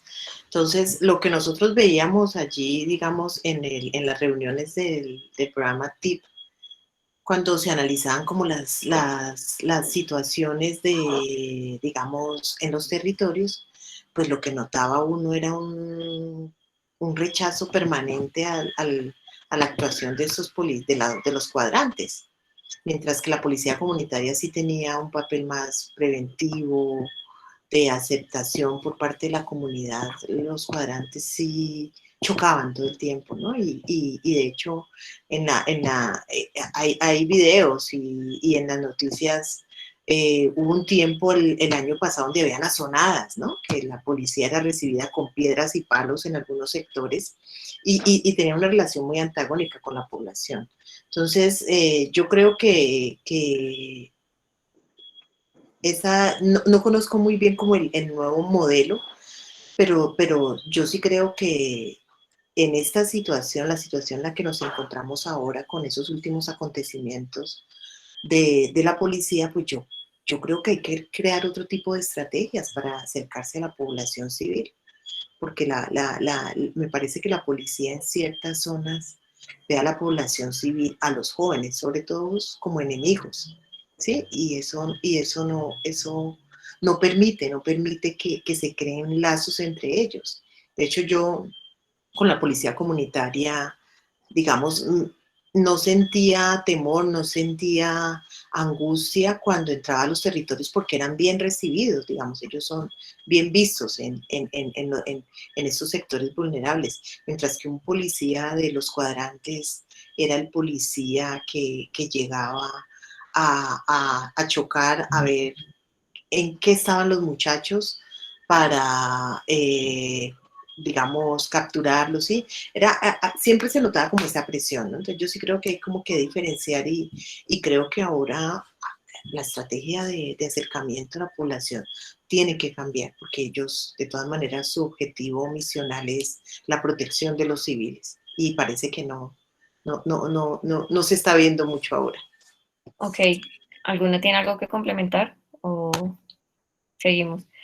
Hay, pensé que Rocío, hay una pregunta que hicieron para Rocío y es que tú dijiste en un momento como que Cali es un centro de inteligencia de muchas dinámicas del conflicto. Y la pregunta es un poco como, ¿qué quiere decir esto? Si puedes ahondar. Bueno, eso tiene que ver con la historia y tiene que ver con los antecedentes históricos de una ciudad como Cali y del rol que la ciudad ha suplido en materia de las dinámicas de los diferentes grupos armados organizados al margen de la ley que ha tenido Colombia.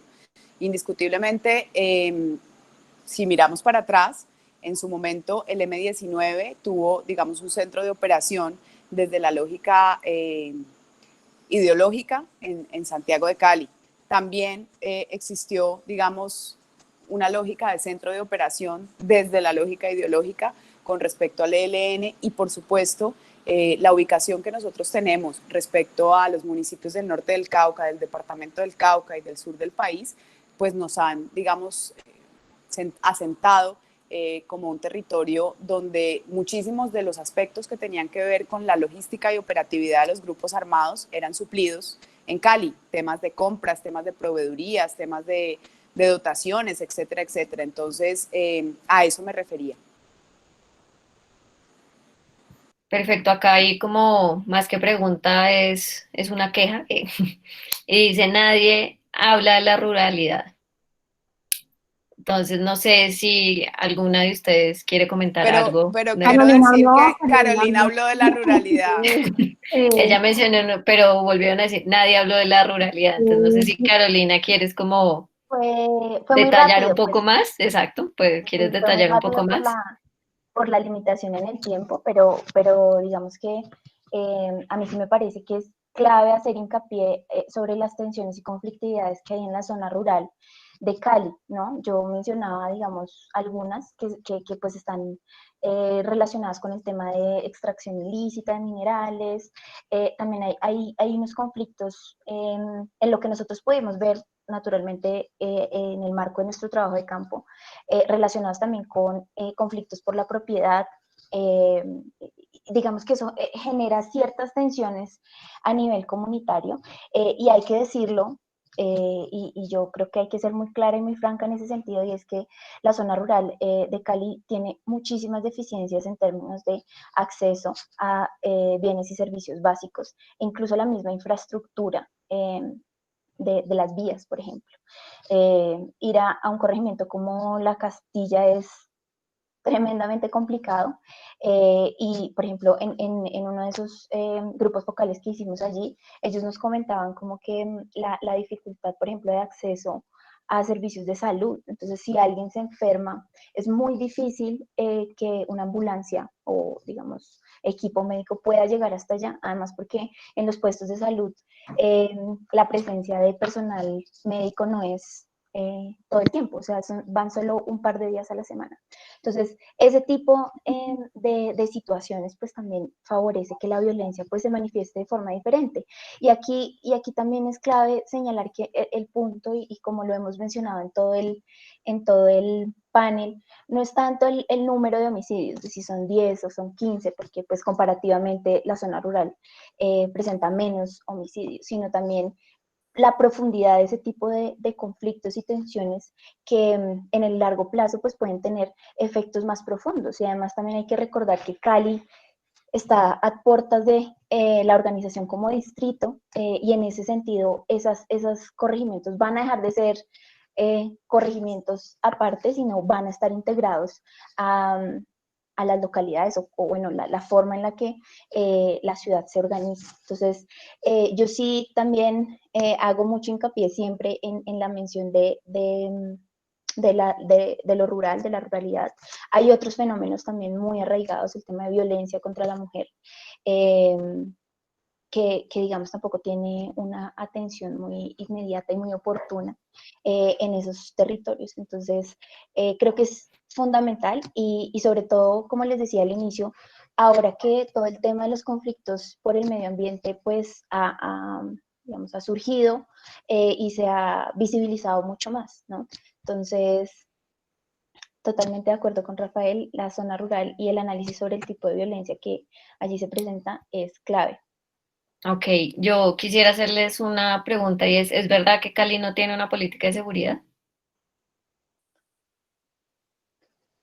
Yo quisiera allí pues explicarle un poco a los invitados y a quienes nos están acompañando que efectivamente cuando hablamos de una política pública hablamos, digamos, de la formalización o la consolidación de una apuesta estratégica que trascienda en el tiempo y trascienda las administraciones, que tenga un enfoque de indicadores y que efectivamente permita, a través de mecanismos de evaluación rigurosos, tratar de garantizar la estabilización de ciertos mecanismos y de ciertas metodologías para poder atender una problemática puntual. Entonces, digamos como para sintetizar un poco a qué se refiere política pública. Cali tiene muchas políticas públicas como ciudad. Yo quiero decirles, y se los digo con toda franqueza y honestidad, desde, digamos, desde el escenario de haber participado de la administración y de haber hecho parte, digamos, del trabajo público de esta ciudad, que no necesariamente tener una política pública garantiza que haya, digamos, continuidad en los procesos, que haya respeto por las metodologías, los mecanismos, los indicadores y la evaluación. Carolina mencionó efectivamente algo muy puntual y es, deben haber evaluaciones de las políticas y esas evaluaciones de las políticas deben estar, digamos, ajenas un poco a quien las implementa, porque no tiene lógica que yo implemente y yo me evalúe y yo me califique y yo, digamos, que tome medidas al respecto. Efectivamente, si hablamos de este documento, que es un documento que tiene que pasar por un ejercicio de constitución con la ciudadanía, que tiene que pasar por un ejercicio de concertación con la ciudadanía y que tiene que pasar por un ejercicio de valoración a través de la Corporación Consejo Municipal de Cali, pues Cali no lo tiene. Ha tenido, digamos, unas apuestas por construirlo, por consolidarlo. Es un reflejo no tenerlo también un poco los inmensos desafíos alrededor del tema de seguridad que tiene una ciudad como Cali, pero frente a la premisa de hay que hacer una política pública que regularmente uno la escucha con mucha generalidad y con la política pública resolvemos, yo sí quiero dejar sentado que las políticas públicas no necesariamente, o no en este país, no necesariamente son una solución. El modo en cómo se implementan, el modo en cómo se ejecutan y efectivamente los mecanismos de evaluación y valoración pueden hacer la diferencia. Si vamos desde esa lógica, pues la respuesta claramente es que Cali no la tiene. Ok, gracias por la amplia explicación. Y para cerrar, quisiera una pregunta también que aquí escribieron y es algo que han mencionado María del Pilar y Caterine, y es pues ahondar un poco en cómo abordar el control de armas. No sé si alguna vez en Cali se ha llevado alguna iniciativa así o si Caterine conoce en otros países como cómo abordamos ese control de armas ilegales. Pues de armas ilegales y control de armas en general. Asumo. Listo. Cali es bastante pionero, como les estaba diciendo, desde allá, desde los 90, cuando se hizo el abordaje de la seguridad y de la violencia como un tema de salud pública. Eso obviamente identificó como un factor de riesgo la gran proporción de homicidios por armas de fuego. Entonces, Cali tiene experiencia en planes de desarme, pero después de todo como lo que he leído en el tema, a veces me vuelvo un poco crítica sobre a qué nos referimos con plan de desarme. Solamente poner un letrero y decir recibimos sus armas voluntariamente. Creo que hay que avanzar mucho más en el entendimiento de cuál es el involucramiento de las armas de cada uno de los tipos en los delitos y cómo las armas, que normalmente son todas legales, llegan a manos de la criminalidad y son mal usadas. Entonces, por ejemplo, ahorita el marco general del control de las iniciativas de control de armas están en los dos límites de la Agenda Internacional de Armas de Fuego, que llaman a la firma del Tratado de Comercio de Armas, por ejemplo, a un llamado a los planes de desarme. estando en la mitad un gran continuo que tiene que abordarse, que es aquella pregunta de cuándo se desvían las armas de fuego. Las armas de fuego se pueden desviar en muchos pasos, desde cuando llegan del productor hasta el país, y ahí, por ejemplo, en Colombia tenemos el caso de el barco lleno de bananos de Chiquita Banana que llegó con armas para el narcotráfico, y eso estuvo relacionado con el papeleo que era ilegal. A, por ejemplo, las armas que salen tanto de los almacenamientos oficiales de la policía, del ejército y de las empresas de seguridad privada, que es muy importante en Colombia, por ejemplo, y en la región suramericana, centroamericana. Entonces hay un montón de factores que tienen que abordarse. El control de armas tiene que considerarse de esa manera integral, teniendo obviamente un paso muy importante, es del uso de las armas por parte de los ciudadanos. El uso, por ejemplo, la alta probabilidad que hay que un arma en casa termine en un contexto de violencia familiar, que termine esa arma hiriendo y matando a una persona. La alta probabilidad que esa medida de que un arma en casa puede estar terminando en accidentes con niños involucrados. Entonces, ya en la parte ciudadana tiene que haber una estrategia muy integral que involucre pedagogía, que involucre comunicación, en la cual se eduque en el riesgo de tener el arma de fuego. Y no solamente quedarnos en la parte minimalista, que es donde se han centrado los planes de desarme, que es simplemente recoger una cantidad de armas, que no son necesariamente las armas que están involucradas, no siempre están involucradas en el delito. Pero eso sí, que hay evidencia que menos armas circulando sí están relacionadas con la reducción de las violencias y los homicidios, al menos en Latinoamérica, en Colombia y en Cali. Y por ahí hay una pregunta que decía, pero la evaluación, la información en Cali es malísima.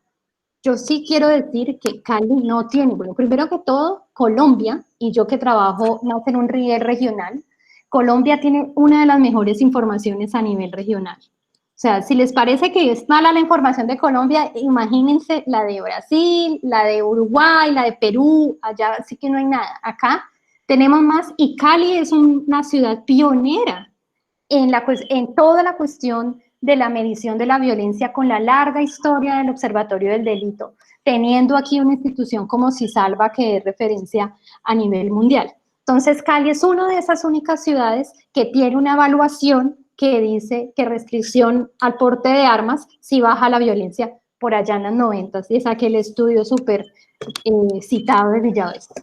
Entonces ahí junté como dos preguntas, lo de las armas y también de lo que Cali sí tiene información, y pues tiene que mejorarse la investigación y la curiosidad por poder medir causas y efectos de políticas públicas sobre esos datos.